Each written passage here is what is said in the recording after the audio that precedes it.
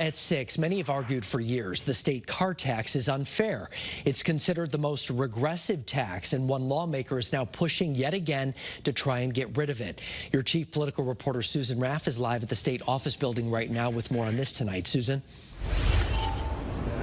Mark, I don't think anyone would disagree. Even Republicans and Democrats do agree that Connecticut's car tax is seen as unfair and regressive, mainly for the fact that it doesn't matter what type of car you have. It doesn't matter what condition the car is in. It really depends on where you live. So there have been a couple of proposals over the years to get rid of the car tax, but it's hard to do mainly because of the fact that cities and towns really depend on that revenue. However, one senator, MD Rahman, is now proposing for the second time that Connecticut get rid of the car tax, and what he wants to do is take the state's surplus, or at least some of that money, and use it to phase out the car tax.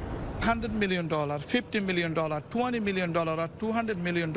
What about the savings, create the surplus? Those savings we're going to send back to the town to refill. As we have, whatever we have, we're going to send back to them. Now, here's where it gets a little bit complicated. We've all been hearing about those fiscal guardrails which were put in place. Well, that helps pay down pension debt. And when Connecticut pays down some of its debt, we save millions of dollars in interest. Senator Rahman wants to use some of that money, the savings from the interest, and use that to phase out the car tax. But again, cities and towns really depend upon that money, especially they need a consistent stream of revenue.